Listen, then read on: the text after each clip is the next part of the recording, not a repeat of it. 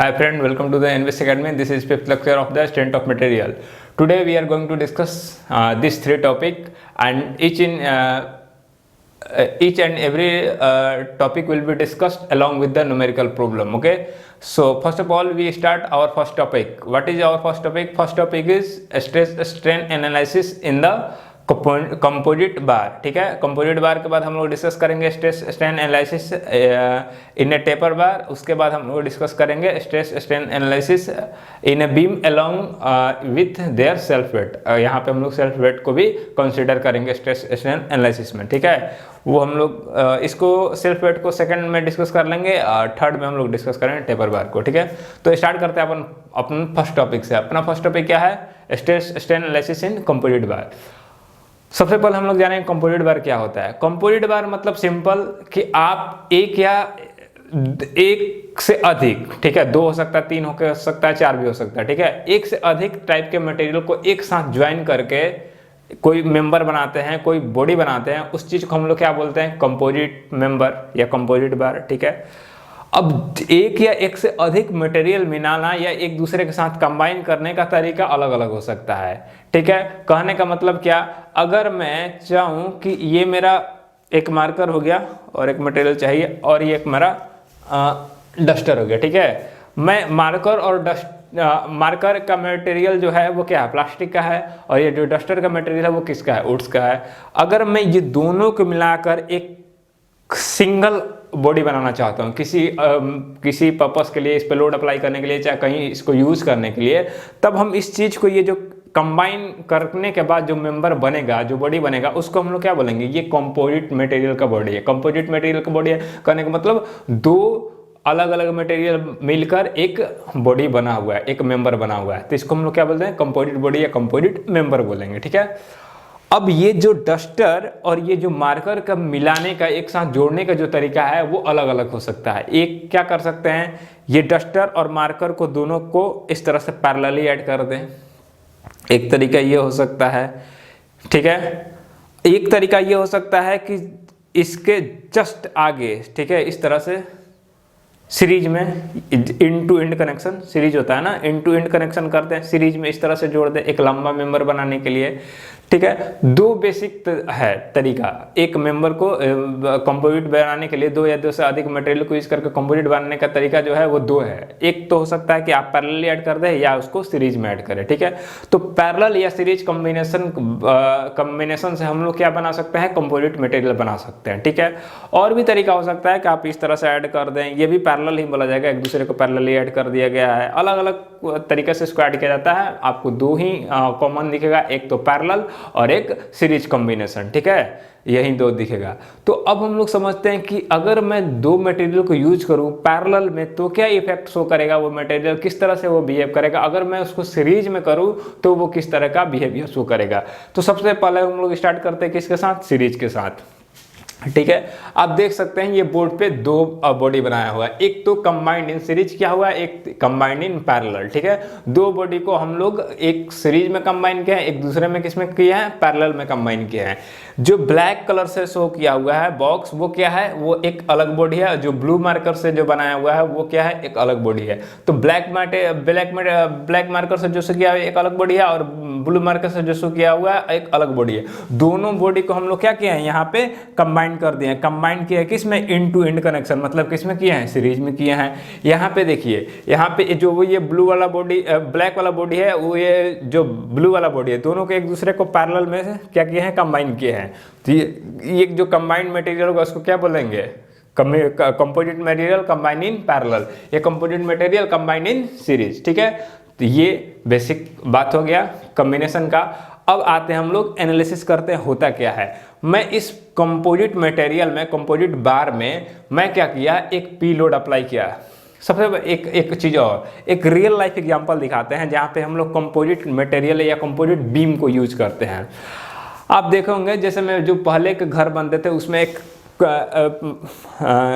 Concrete का बनाकर एक कंडी डाला जाता था. ठीक है, कंडी बनाया जाता था, उस पर पत्थर रख के ऊपर छत बनाने के लिए.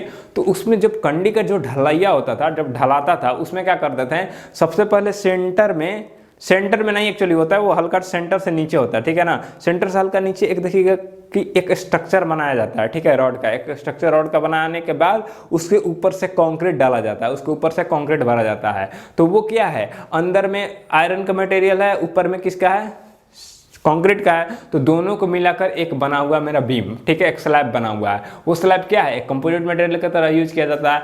अब क्यों उसको उस तरह से बनाया जाता है, रीजन ये होता है कि मतलब अभी समझ लेते हैं, बाद में इसको डिटेल में भी समझेंगे कि जो रॉड जो होता है वो टेंसाइल लोड ज़्यादा सस्टेन करता है और जो कंक्रीट होता है वो कंप्रेसिव लोड ज़्यादा सस्टेन कर सकता है, ठीक है। तो दोनों को अगर मिलाएंगे तो एक तो टेंसाइल लोड सहेगा, एक कंप्रेसिव लोड अधिक सह सकता है। तो जो ओवरऑल जो स्ट्रेंथ आता है वो अधिक हो जाता है। इसके अलावा भी और कारण होता है कि उसको हल्का डाउन में क्यों रखा जाता है, सेंटर में क्यों नहीं रखा जाता है, क्योंकि जब लोड पड़ेगा तो वो इस तरह से शिफ्ट करेगा। वो बात की बात है, वो हम लोग डिटेल में डिस्कस करेंगे। एक रियल लाइफ का वो एक एग्जाम्पल था।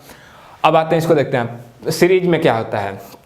जैसे मैंने इस पी लोड अप्लाई किया, पी लोड अप्लाई करने के कारण क्या होगा, इस जो मेंबर है ये मेंबर ए बी है, ठीक है, ये जो मेंबर ए बी में जो लोड कितना लग रहा है, अगर मैंने पूरे मेंबर पे पी लोड अप्लाई किया तो मेंबर ए बी में कितना लोड लगेगा, पी लोड ही लगेगा। क्यों, क्योंकि इस मटेरियल पे, इस बॉडी पे कोई दूसरा लोड नहीं रहा, पी के अलावा पी ही लग रहा है।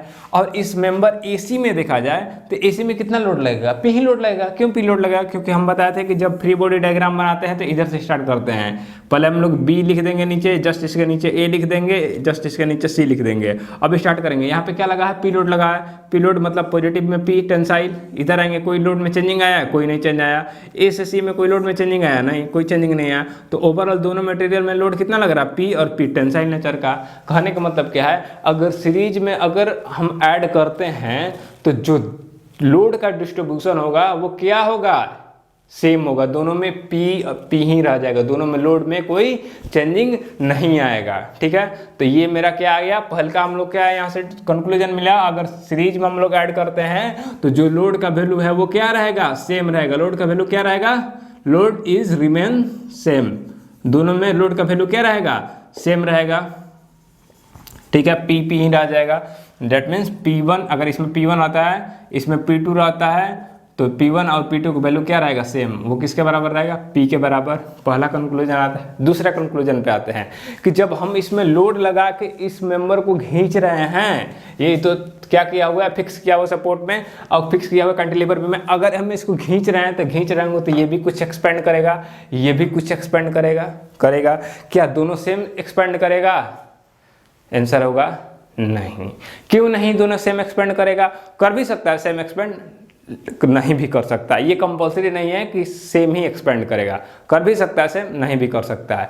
क्यों भाई, क्यों मैं बोल रहा हूँ कि सेम नहीं कर सकता है, इसलिए क्योंकि एक मटेरियल है लोहे का, ठीक है, लोहे पे पी लोड खींचिए, लगाकर खींचिए, वो क्या होगा, एक्सपेंड करेगा, हाँ करेगा, बहुत कम करेगा। एक रबड़ पे पी लोड लगाकर उसको खींचिए, वो ज़्यादा एक्सपेंड करेगा एज कम्पेयर टू द लोहे वाला, ठीक है। तो दोनों में क्या डिफरेंस आया, यहाँ से क्या पता है कि जो डिफॉर्मेशन जो होता है वो चेंज इन लेंथ सिर्फ और सिर्फ मटेरियल, सिर्फ और सिर्फ लोड पर डिपेंड नहीं करता है, वो मटेरियल पर भी डिपेंड करता है कि मटेरियल कैसा है, उसका स्ट्रेंथ कितना है, ठीक है।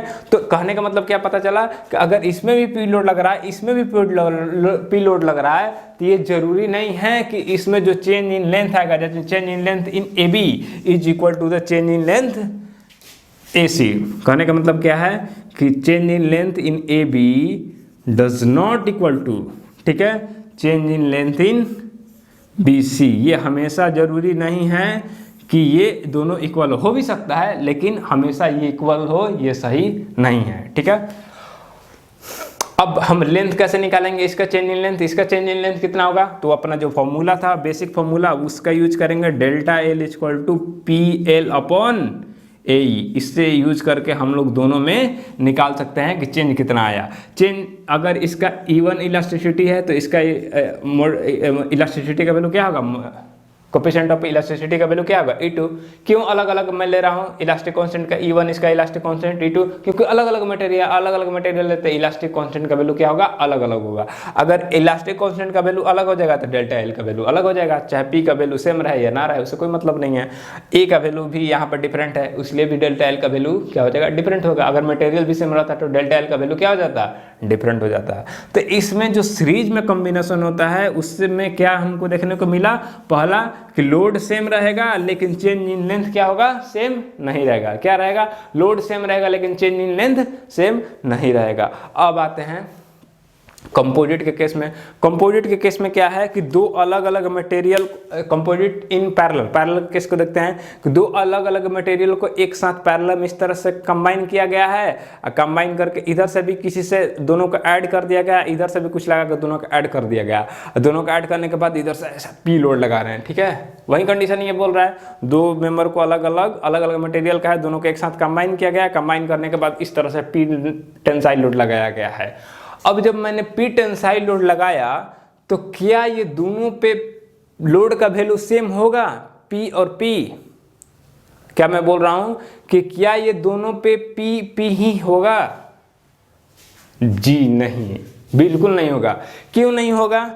इसलिए नहीं होगा कि अगर इस मेंबर में भी पी लोड होगा और इस मेंबर में भी पी लोड लगा होगा, नीचे वाला मेंबर, ये मेंबर, इसका मेंबर का नाम देते हैं, कोई मेंबर स्मॉल ए है, स्मॉल ए मेंबर है, ये मेंबर का नाम बी देते हैं। स्मॉल ए मेंबर में अगर पी लोड लगा है, अब अगर सोच लेते हैं कि पी लोड लगा होगा, मेंबर बी में भी पी लोड लगा होगा, तो दोनों को अगर कंबाइन करेंगे इक्वली, तो दोनों को जब ऐड करेंगे तो ये भी टेंसाइल नेचर का, ये भी टेंसाइल नेचर का, सेम डायरेक्शन में, तो दोनों को ऐड करने का मतलब क्या, 2p ओवरऑल कितना फोर्स लगा होगा, 2p, लेकिन एक्चुअली में कितना लगा है, p।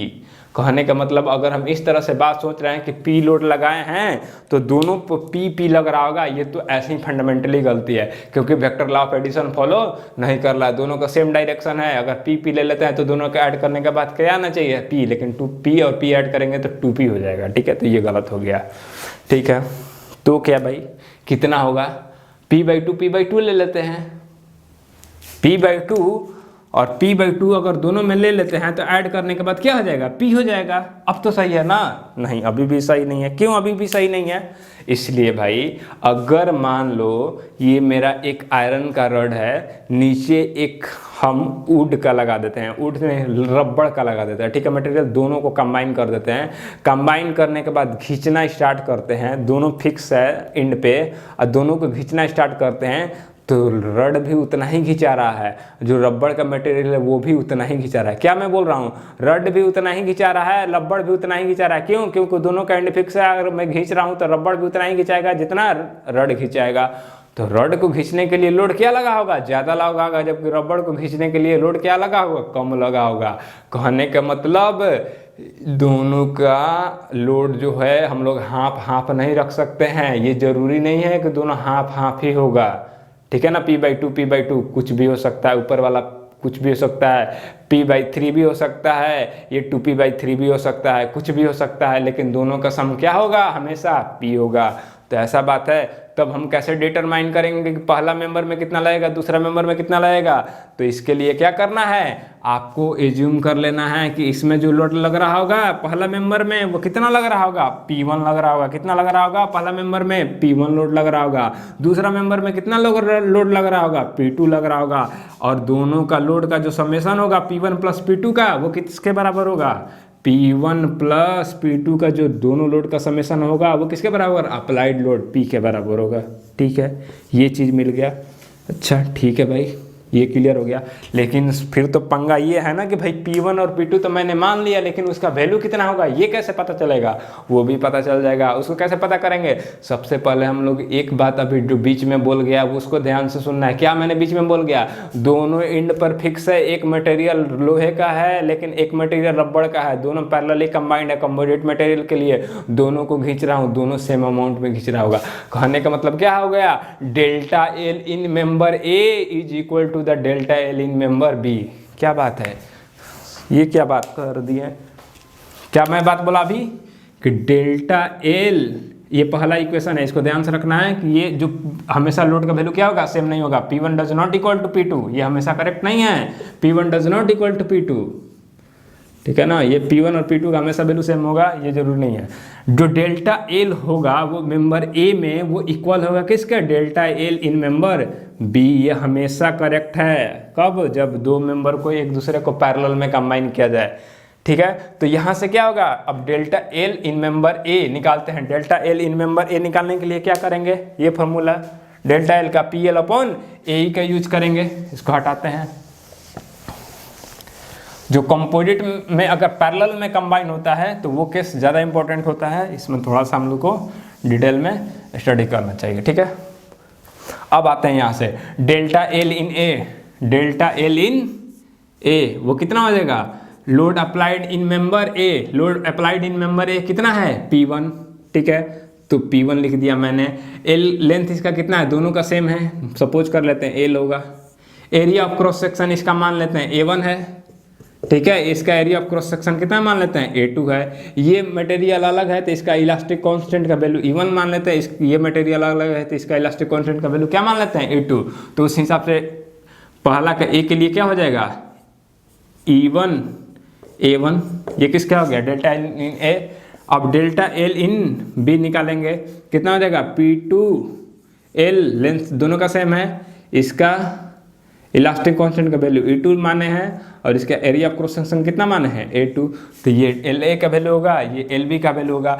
LA और LB को दोनों के क्या कर देंगे, इक्वेट कर देंगे, पता है क्योंकि ये बोल रहा है क्या, दोनों का डिफॉर्मेशन क्या होगा, सेम होगा। तो दोनों का डिफॉर्मेशन सेम होगा तो PL upon E1 A1 equal to P2 L upon E2 A2, ठीक है। अब यहाँ से क्या हो गया, ये इक्वेशन को मान लेते हैं मेरा इक्वेशन नंबर 2, इक्वेशन नंबर 2 और इक्वेशन नंबर 1 दोनों को कंपेयर करेंगे। यहाँ से दोनों को कंपेयर करेंगे, पहला इक्वेशन 2 से क्या मिलेगा, P1 और P2 में रिलेशन मिल जाएगा।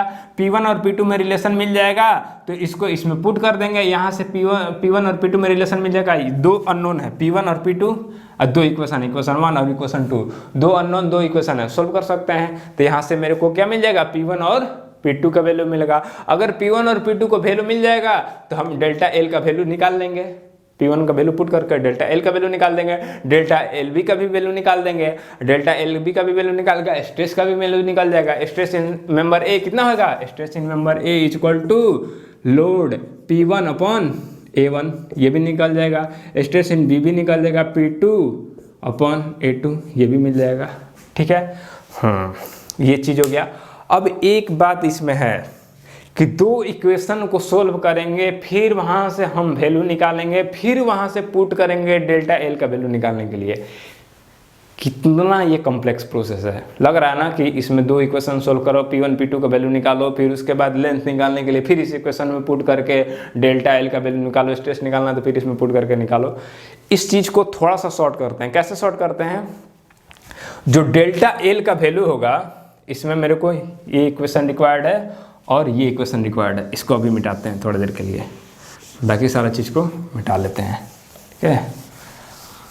ये देखिए भाई, क्या मैं बोल रहा हूँ कि जब मेरे को डेल्टा एल अगर निकल जाए, ठीक है, डेल्टा एल निकल जाए और डेल्टा एल का रिलेशन डायरेक्ट पी के टर्म में हो, डेल्टा एल दोनों में कॉमन है, अगर डेल्टा एल का वैल्यू सीधे पी के टर्म में हम निकाल दें तो मेरा काम और आसान हो जाएगा। क्या हो जाएगा कि नहीं हो जाएगा। तो ये P1 upon L1 P1 L upon E1 A1 equal to P2 L upon E2 E2 equal to, ये किसके बराबर है, ये किसके बराबर है, डेल्टा एल के बराबर है। ये किसके बराबर है, डेल्टा एल के बराबर है। हम क्या काम करते हैं, P1 का रिलेशन डेल्टा एल के टर्म में लाते हैं और P2 का रिलेशन भी किसके टर्म में लाते हैं, डेल्टा एल के टर्म में। तो P1 इक्वल टू क्या आ जाएगा, P1 इक्वल टू आ जाएगा आपको delta L multiply with L upon delta L multiply with A1 E1 divided by L. P2 का वैल्यू जो क्या आ जाएगा, delta L A2 E2 divided by L.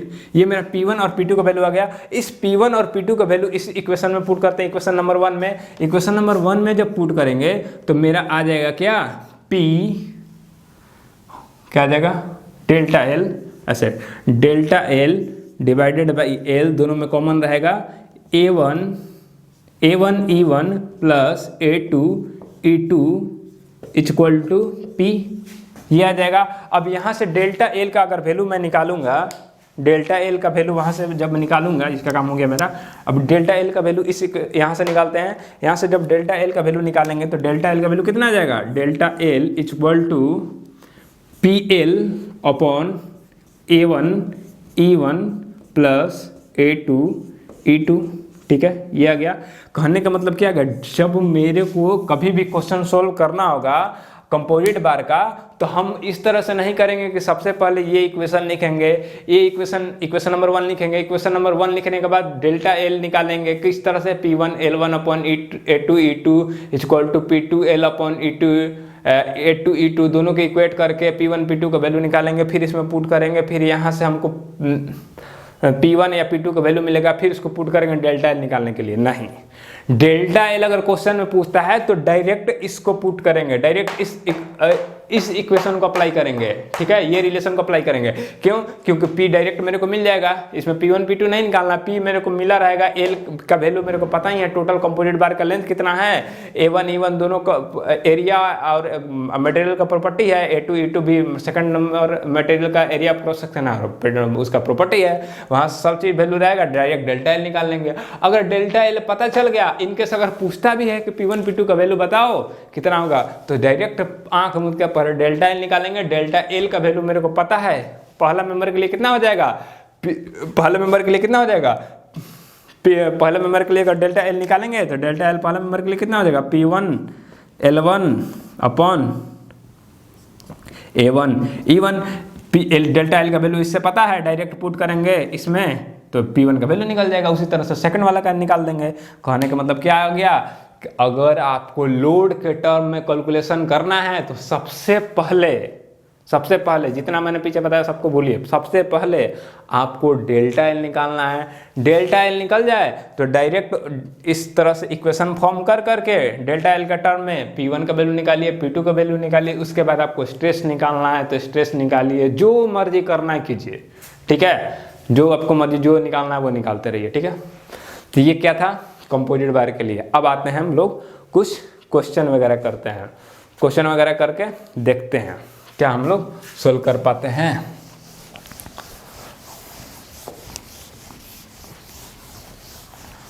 सबसे पहला क्वेश्चन जो है आसान है, लेते हैं किसको, कंबाइंड इन सीरीज कॉम्बिनेशन कर लेते हैं। सीरीज कॉम्बिनेशन मेरे ख्याल से आसान है, पैरेलल कॉम्बिनेशन भी आसान है। इसमें दो फॉर्मूला तो है simple, P1 plus P2 equal to P और डेल्टा एल का वैल्यू जो मैंने फाइनली बताया, PL upon A1 E1 plus A2 E2, और इसके अलावा कुछ है नहीं। क्वेश्चन देखते हैं, क्वेश्चन क्या भाई, क्वेश्चन है एक मेरे पास मेंबर है, ठीक है, इस तरह से, जिसका इसका मॉड्यूलस ऑफ इलास्टिसिटी कितना है, 3E है, इसका मॉड्यूलस ऑफ इलास्टिसिटी E है। अगर मैं यहाँ पे P लोड अप्लाई किया हूँ तो मेरे को बताना है ये मेंबर AC है, AC मेंबर में लेंथ का चेंज कितना है, delta L in member AC कितना होगा, ये मेरे को बताना है। सिंपल है, delta L in member AC वो किसके बराबर होगा, delta L in member AC किसके बराबर होगा, डेल्टा एल इन मेंबर, इसको ए बी मान लेते हैं, A B plus delta L in member BC इसके बराबर होगा। सिंपल, दो अलग अलग पार्ट में डिवाइड करते हैं क्योंकि अलग अलग मटेरियल तो अलग अलग इलोंगेशन शो करेगा, तो अलग अलग दोनों का डेल्टा एल निकाल लेते हैं। सबसे पहले हम लोग किसके निकालेंगे, delta L in member BC में मेरे को डेल्टा एल निकालने के लिए क्या करना होगा, लोड जाना पड़ेगा। लोड कितना है भाई BC में, जो अप्लाइड लोड है वहीं तो दोनों में डिस्ट्रीब्यूट हो जाता है, दोनों में सेम ही रह जाता है। डिस्ट्रीब्यूट क्या मतलब, सेम ही रह जाता है क्योंकि सीरीज का कॉम्बिनेशन है। तो इसमें भी लोड P लग रहा होगा, इसमें भी लोड कितना लग रहा होगा, P लग रहा होगा। तो delta L in member BC निकालते हैं, delta L in member BC, इसका लेंथ ले लेते हैं L, इसका भी लेंथ कितना है L है, ठीक है। तो अब निकालते हैं delta L in member BC कितना हो जाएगा, PL अपॉन A, इसका area of cross section A है, इसका एरिया ऑफ क्रॉस सेक्शन क्या है 2A है, ठीक है, कितना है 2A है। तो इसका area of cross section A है, A इंटू इलास्टिसिटी का वैल्यू कितना है E है। अब उसी तरह से delta L in member AB निकालते हैं, AB में कितना हो जाएगा, लोड का वैल्यू कितना है, लोड कितना अप्लाई किए हैं, सेम ही रहा है P, ठीक है। लेंथ कितना है L ही है, एरिया ऑफ क्रॉस सेक्शन कितना है 2A है, मॉड्यूल ऑफ इलास्टिसिटी कितना है 3E है, ठीक है। अब दोनों को कंबाइन कर देंगे, दोनों कंबाइन करेंगे तो कितना मिल जाएगा, PL upon AE plus PL upon AE bracket में 1 प्लस 1/6, ठीक है। तो दोनों को कम सोल्व कर देंगे और तो सिंप्लीफाई करेंगे तो कितना आ जाएगा, delta L member AC equal to 7/6 multiply with PL upon AE, simple. इस तरह से बना देंगे, हो गया। ये अपने खुद से मैंने ये क्वेश्चन डिजाइन किया, बहुत बेसिक सिंपल, अपने से दिमाग में जो आया थॉट वो कर दिया। अब आते हैं क्वेश्चन बनाते हैं जो पूछा गया है। गेट 2014 का क्वेश्चन है, ठीक है। 2014 का ये क्वेश्चन है। ये किसका है क्वेश्चन भाई, कंबाइंड इन पैरेलल, पैरेलल का केस का है, ठीक है। क्वेश्चन पढ़िए, क्वेश्चन क्या बोल रहा है। क्वेश्चन बोल रहा है steel rod of cross section area 2000 mm square and 2 copper rod each of cross section area 1000 mm square together supported a load of 500 kN as shown in the figure. Stress generated in the copper rod and the steel rod respectively are. Simple है भाई, क्या है ये बोल रहा है कि पहले हम लोग फिगर बना लेते हैं। ओह,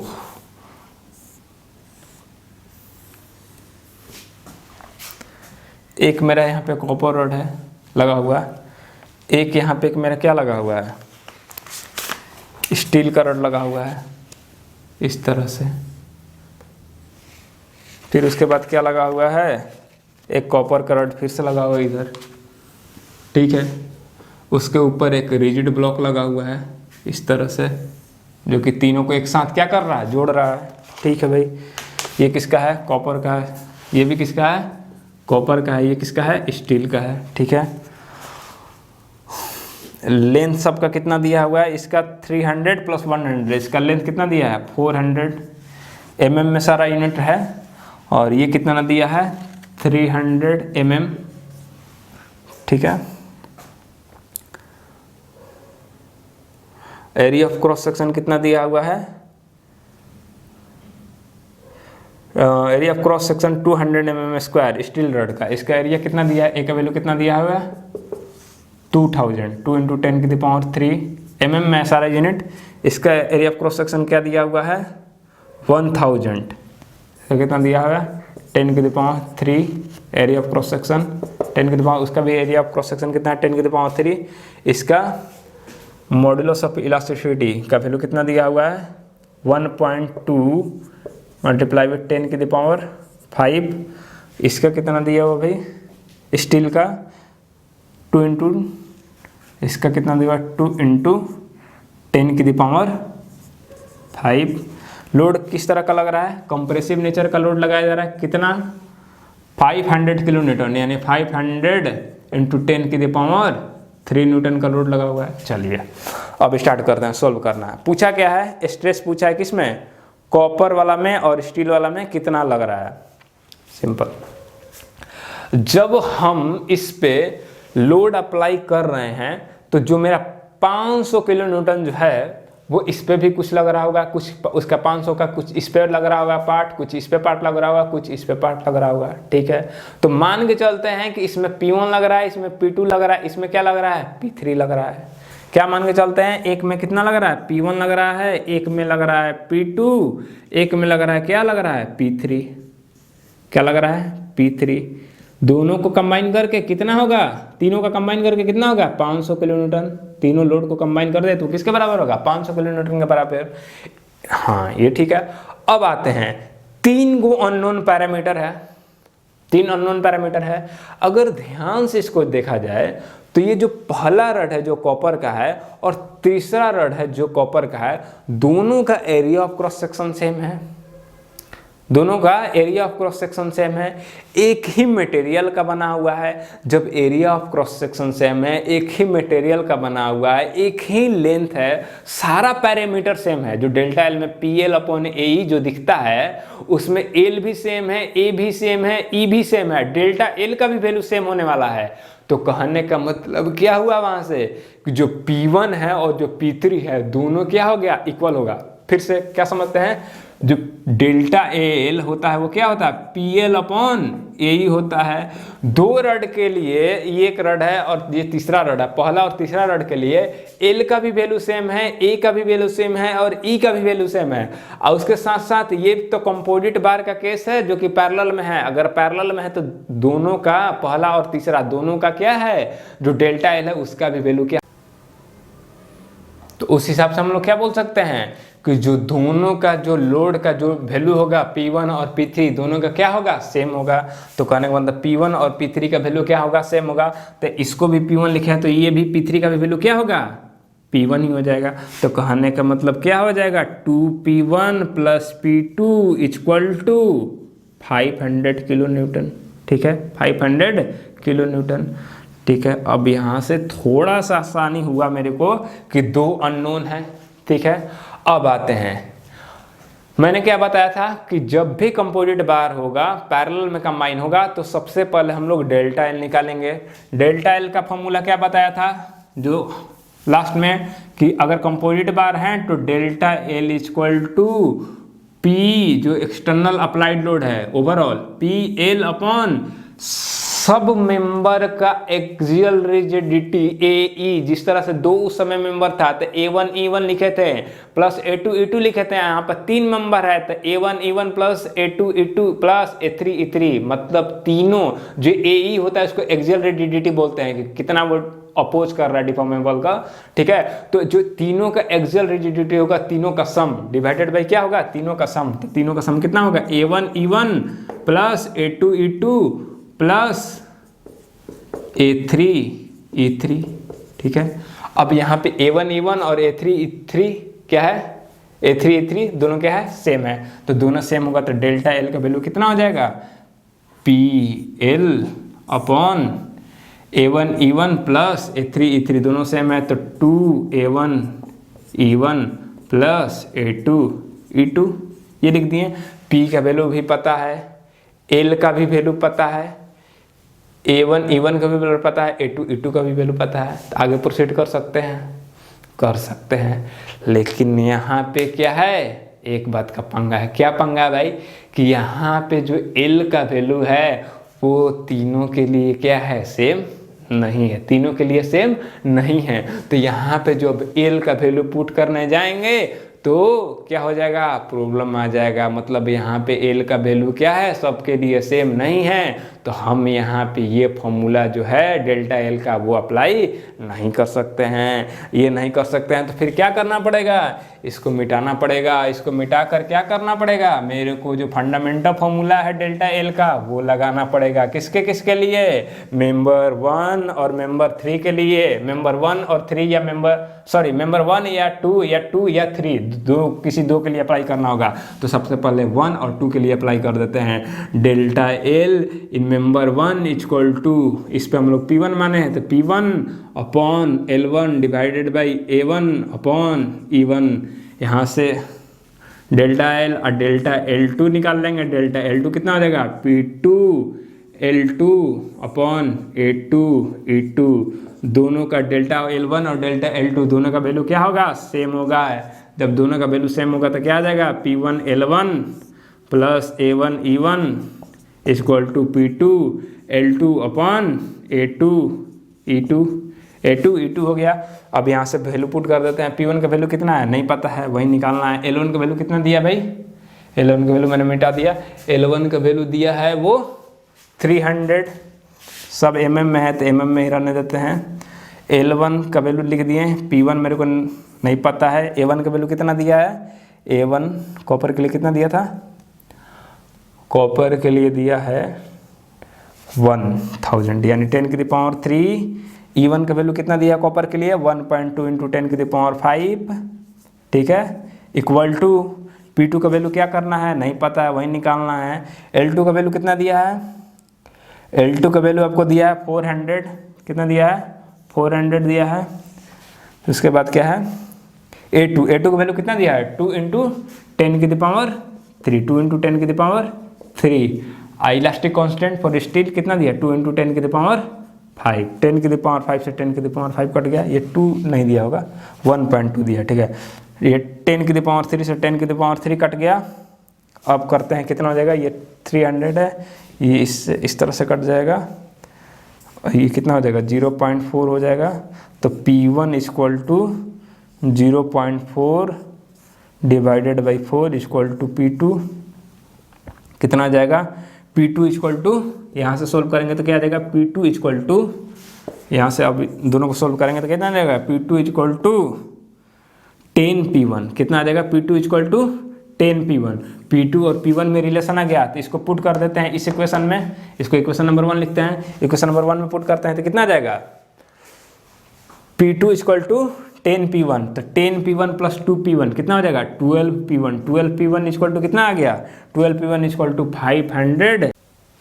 तो यहाँ से कंपेयर करने पर 12P1 का वैल्यू कितना आ जाएगा, 12P1 का वैल्यू मेरा आ जाएगा कितना, 500 किलो न्यूटन, कितना 500 किलो न्यूटन। अगर यहाँ से 12P1 का वैल्यू मेरे को पता चल गया 500 किलो न्यूटन है, तो यहाँ से P1 का वैल्यू मैं निकालूंगा, P1 का वैल्यू कितना आ जाएगा 500 kilo Newton divided by 12 kilo newton, ठीक है, इतना आ गया।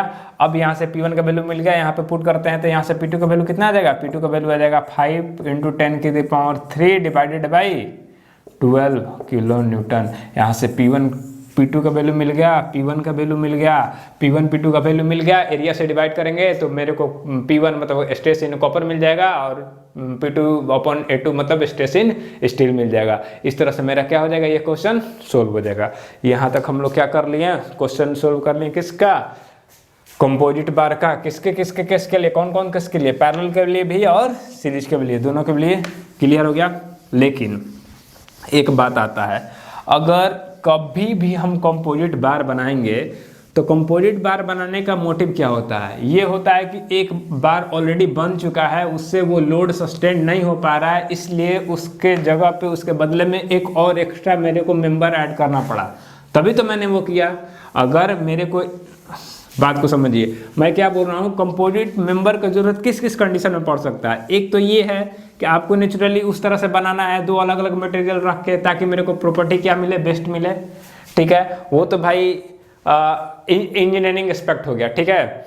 एक क्या चीज़ होता है कि किसी कारणवश मान लीजिए मैं कोई बना रहा था, कोई भी स्ट्रक्चर बना रहा था, उसमें मैंने स्टार्टिंग में इंजीनियरिंग एस्पेक्ट नहीं लगा था, मैं ऐसे ही नॉर्मली बना दिया।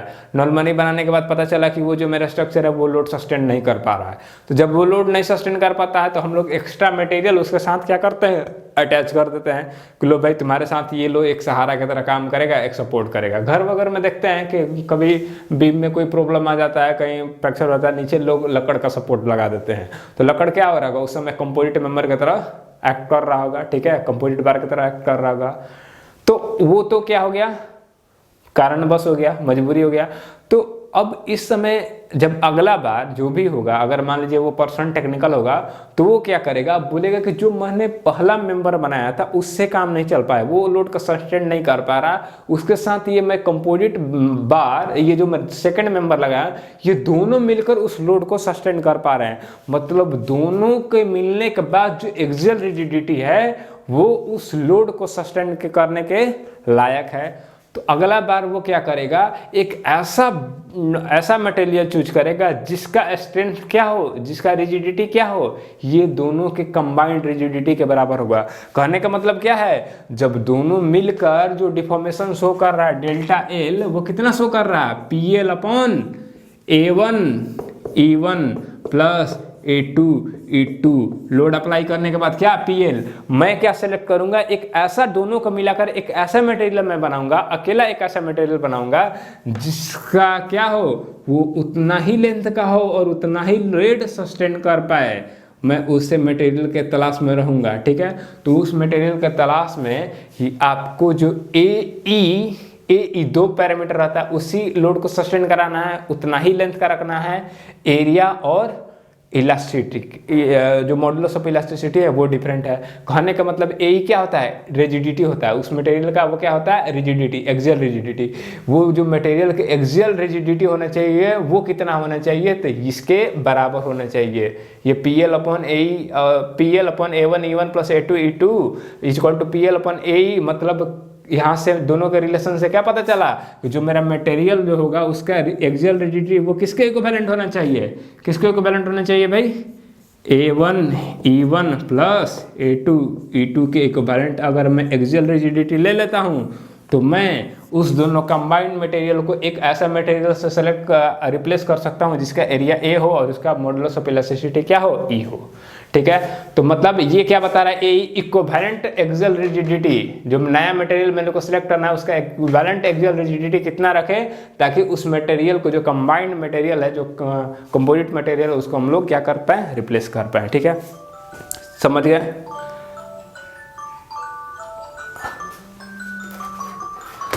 अब हम लोग आते हैं अपना नेक्स्ट टॉपिक मेरा क्या है, नेक्स्ट टॉपिक है वो stress strain analysis in tapered bar. ठीक है, टेपर्ड बार में स्ट्रेन एनालिसिस करना है। ठीक है, बेसिकली जो टेपर बार है उसमें क्या होता है कि जो एरिया ऑफ क्रॉस सेक्शन होता है ना, वो क्या होता है, यूनिफॉर्म नहीं रहता है।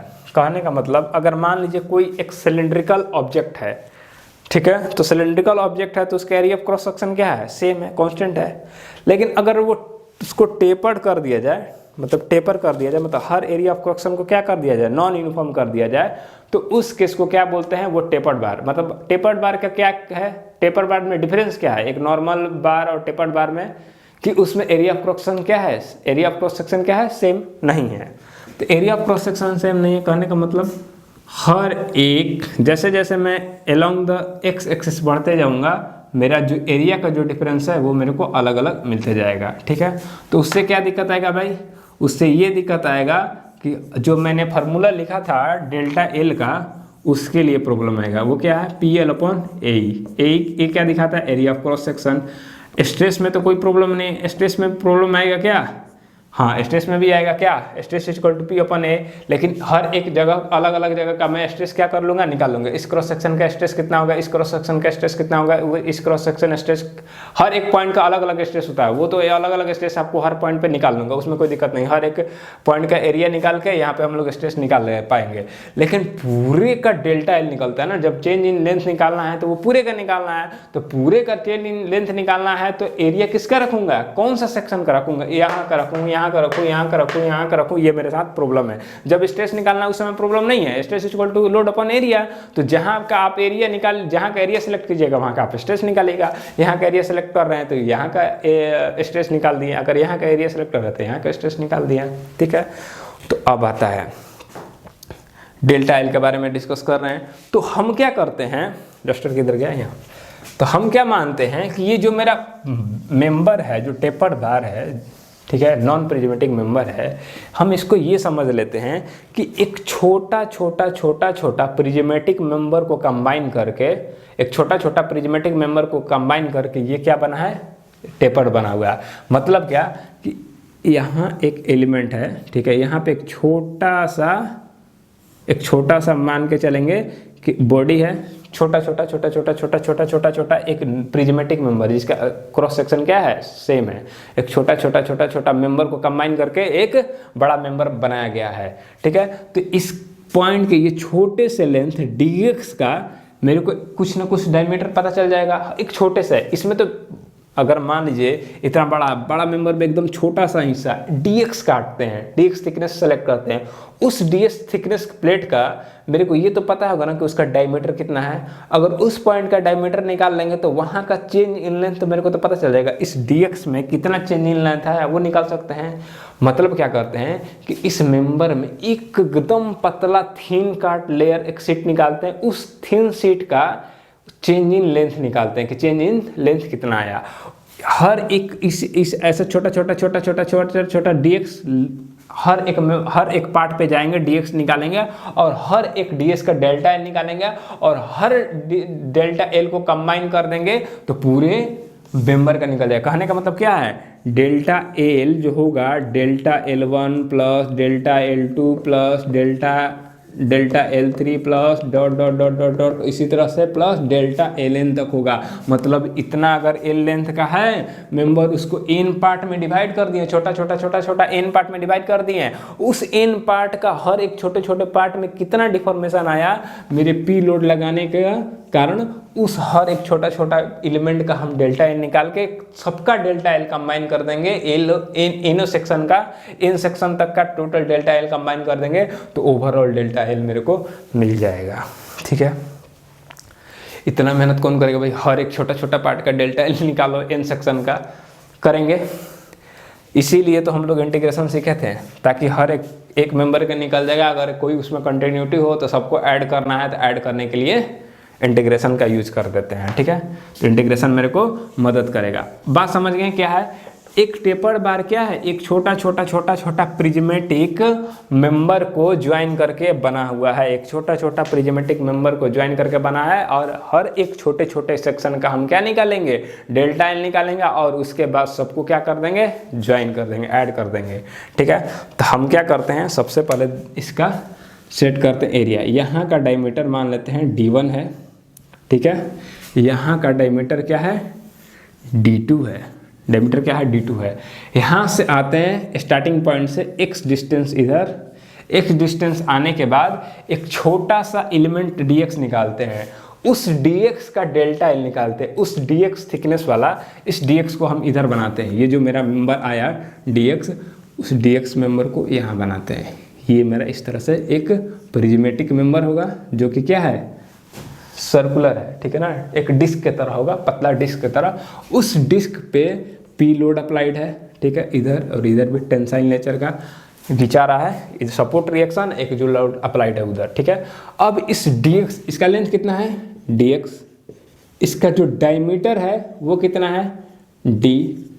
डायमीटर कितना है? d का डायमीटर, ये तो नया पैरामीटर हम यूज कर दिए d, लेकिन हमको क्या करना है? इस पॉइंट का, इसका एक्चुअली d का वैल्यू निकालना है कि d का वैल्यू यहाँ पे क्या होगा।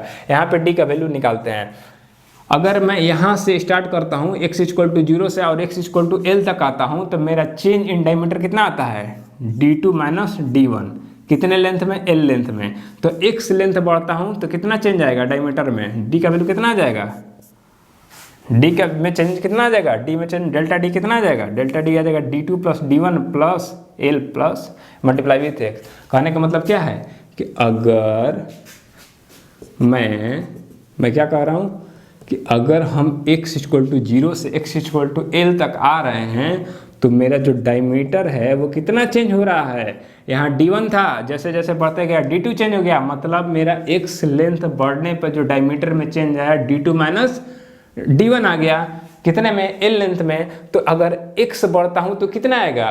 तो D2 - D1 L multiply with x। इतना क्या आएगा? डायमीटर में चेंज आएगा। किसके कंपेयर में? D1 के कंपेयर में। तो यहाँ पे नेट जो डायमीटर वो कितना आ जाएगा? नेट डायमीटर क्या आ गया? D1 प्लस जो चेंज इन डायमीटर कितना है? D2 - D1 divided by L multiply with x। ये आ गया नेट डायमीटर। D का वैल्यू कितना आ गया? D1 plus D2 - D1 divided by L multiply with x। ये D का वैल्यू आ गया। अब मेरे को D का वैल्यू पता चल गया, तो यहाँ का हम एरिया निकाल सकते हैं। लोड का वैल्यू पता है। ठीक है, इसका मॉड्यूलस ऑफ इलास्टिसिटी कांस्टेंट होगा, क्योंकि सेम मटेरियल का है, E है। तो इसका भी मेरे को पता है कितना E है।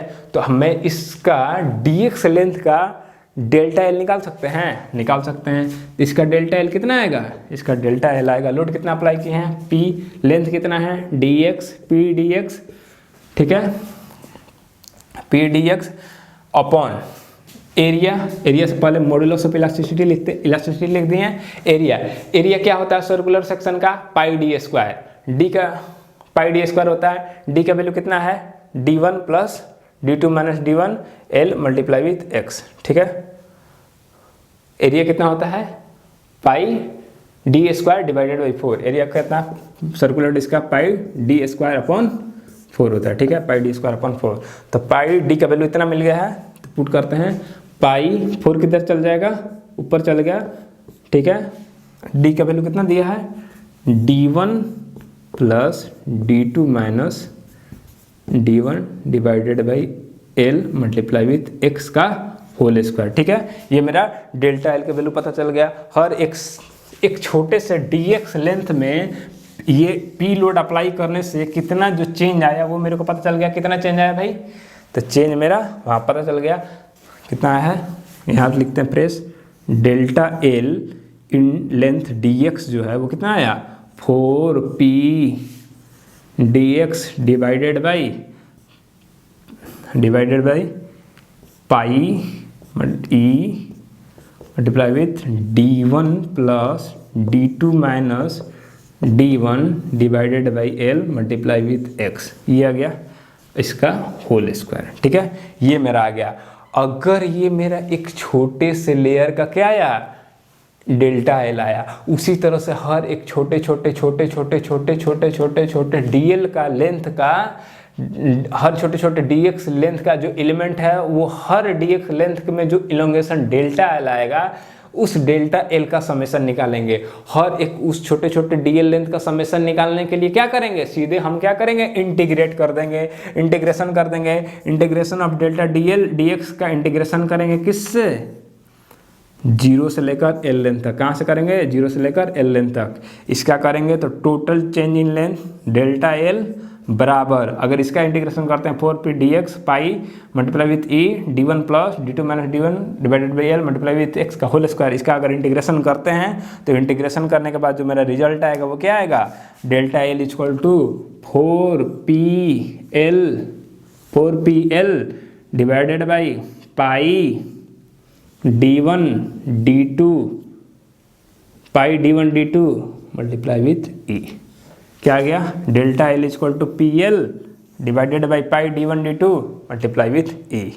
ठीक है, ये फॉर्मूला है वो किसके लिए हो गया, delta in taper bar, delta L in taper bar. ठीक है, ये फॉर्मूला आ गया। ये इंटीग्रेशन आप देख सकते हैं, इसको कर सकते हैं। ठीक है, मैंने डायरेक्ट इस इंटीग्रेशन का वैल्यू यहाँ पे लिख दिया 4pl pi d1 d2 multiply with e। ठीक है, अब आते हैं समझते हैं ये मेरा जो रिजल्ट आया, इस रिजल्ट को थोड़ा सा इसका एनालॉजी को समझते हैं। ये क्या बोल रहा है, अगर मैं ये मान के चलता कि जो मेरा टेपर्ड बार है वो टेपर नहीं है, एक यूनिफॉर्म क्रॉस सेक्शन का होता, क्या होता, यूनिफॉर्म क्रॉस सेक्शन मतलब प्रिज्मेटिक मेंबर होता। तो प्रिज्मेटिक मेंबर होता, उस पर पी लोड में अप्लाई करता, एल लेंथ का रहता, area of cross section prismatic है तो मगर मान के चलते हैं उसका डायमीटर d हो गया। ठीक है, प्रिज्मेटिक था उसका डायमीटर d था। उस केस के लिए अगर मैं डेल्टा एल निकालता, मैं प्रिज्मेटिक इसको मानकर अगर मैं डेल्टा एल निकालता तो उस समय मेरा डेल्टा एल का वैल्यू कितना आता, पीएल एरिया कितना हो जाता, पाई डी स्क्वायर अपन 4, तो पाई डी स्क्वायर 4 किधर चला गया, ऊपर चला गया, पाई डी स्क्वायर मल्टीप्लाई विथ ई। अगर ये इक्वेशन इसको मान लेते हैं 2 और इक्वेशन 1 जो कि किसके लिए है, टेपर बार के लिए, दोनों को कंपेयर करें तो दोनों में एक चीज़ आपको देखने को मिलेगा, जो d1 d2 है वो किसके डी स्क्वायर के जगह पे मेरा क्या आ गया है, d1 d2 क्या आ गया है, डी स्क्वायर के जगह पे d1 d2। अगर मतलब अगर इस टेपर बार को कोई बोले कि मेरे को ऐसा बार बनाना है, ऐसा बार बनाना है जो कि प्रिज्मेटिक हो और उसका स्ट्रेंथ उसका रिजिडिटी जस्ट एक प्रिज्मेटिक मेंबर के बराबर हो, जिसका डायमीटर जिसका मटेरियल का इलास्टिक कांस्टेंट क्या है, E1 है, उसके लिए बताओ कि मेरे को डायमीटर कितना रखना पड़ेगा। तो दोनों को क्या करेंगे, इक्वेट कर देंगे। दोनों को इक्वेट करने के बराबर क्या मिलेगा, जो D का वैल्यू होगा, D स्क्वायर का जो वैल्यू होगा वो किसके बराबर होना चाहिए, D1 D2 किसके बराबर होना चाहिए, D1 D2। इसका इलास्टिक कांस्टेंट E और इसका इलास्टिक कांस्टेंट कितना है, E1। ये दोनों क्या होना चाहिए, बराबर होना चाहिए, तब दोनों का क्या होगा, जो स्ट्रेंथ हो गया, एक्सियल रिजिडिटी हो गया, वो सेम हो गया।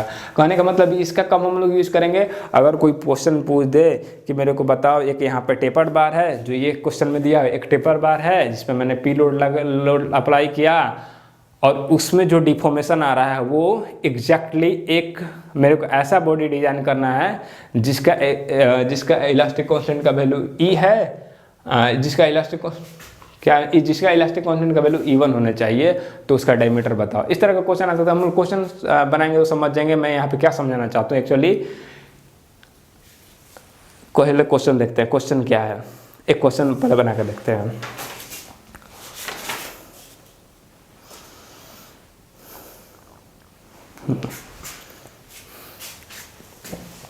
खाली फॉर्मूला आपको याद रखना है टेपर बार में जो डेल्टा एल का वैल्यू आएगा कितना आएगा, 4pl divided by pi d1 d2 multiply with e। ठीक है, ये फॉर्मूला याद रखना है टेपर बार के लिए। अब आते हैं क्वेश्चन करते हैं, एक सिंपल क्वेश्चन होगा, जस्ट ये मैं उसको कंप्लीट रूप से सॉल्व नहीं करूँगा, बस आपको डिक्टेट कराऊँगा। क्वेश्चन क्या है कि मेरे एक टेपर बार का ही केस है, ठीक है, लेकिन वो प्योर टेपर नहीं है।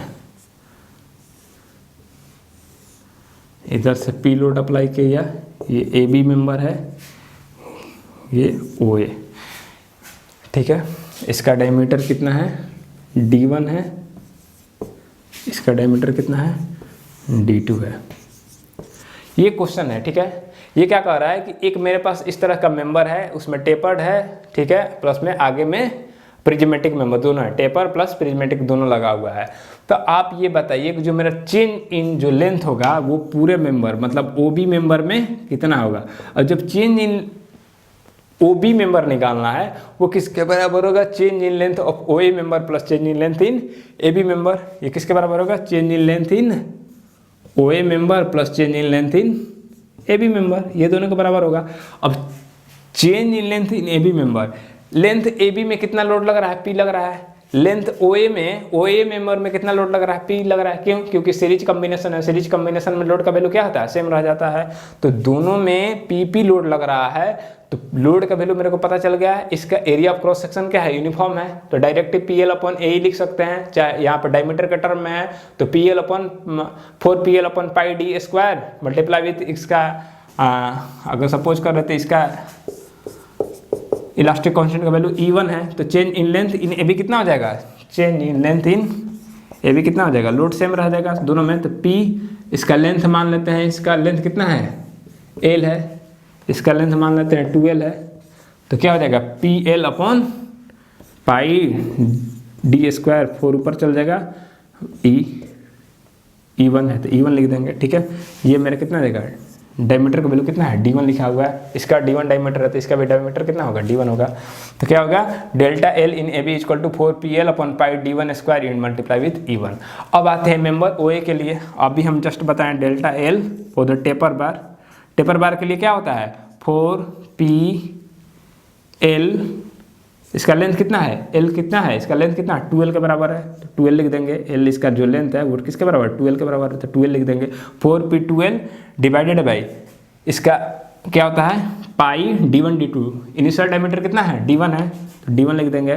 फाइनल डायमीटर कितना है, D2 है, तो पाई D1D2 हो गया, multiply with elastic constant, elastic constant का वैल्यू कितना है, E2 है, तो E2 लिख देंगे। ये कितना हो गया, डेल्टा L इन OA, डेल्टा L इन AB का वैल्यू पुट कर देंगे, डेल्टा L इन OA का वैल्यू पुट कर देंगे। दोनों का वैल्यू पुट करने के बाद जो डेल्टा L इन OB आएगा वो net change in length of this member OB हो जाएगा। ये इस तरह से सिंपल क्वेश्चन मिलेगा। ये भी हो सकता है इसी क्वेश्चन में क्या करेगा, थोड़ा ट्विस्ट करने के लिए यहाँ पे एक लोड अप्लाई एक्स्ट्रा करा देगा, लिख देगा 2P लोड अप्लाई कर दिया, फिर बताओ क्या होगा। तो हम बोलेंगे इस लोड में FBD बना देंगे तुरंत उसी समय। ए मेंबर AB में लोड कितना लग रहा है, P लग रहा है, इस मेंबर तक क्या लगेगा, P ही लोड लगेगा। लेकिन इस यहाँ के बाद इसको मान लेते हैं C पॉइंट है, C पॉइंट के बाद क्या हो जाएगा, लोड का मैग्नीट्यूड करना है, ये 2P + P, इसमें कितना लगेगा 3P लोड लगेगा। तो इस क्वेश्चन को सोल्व करने के लिए क्या करेंगे, इस OC को एक अलग मेंबर मानेंगे, इसका लेंथ अलग निकालेंगे change in length, CA member का एक अलग चेंज इन लेंथ निकालेंगे, AB मेंबर का चेंज इन लेंथ एक अलग से निकालेंगे, 3 एक अलग अलग मेंबर मानकर उसका चेंज इन लेंथ निकाल देंगे। ये इस तरह का क्वेश्चन मैं गूगल फॉर्म के में डाल दूंगा ताकि आप उसको सोल्व कर पाएँ, और उसको सोल्यूशन भी वहीं पर डाल दूंगा डिस्क्रिप्शन बॉक्स में एक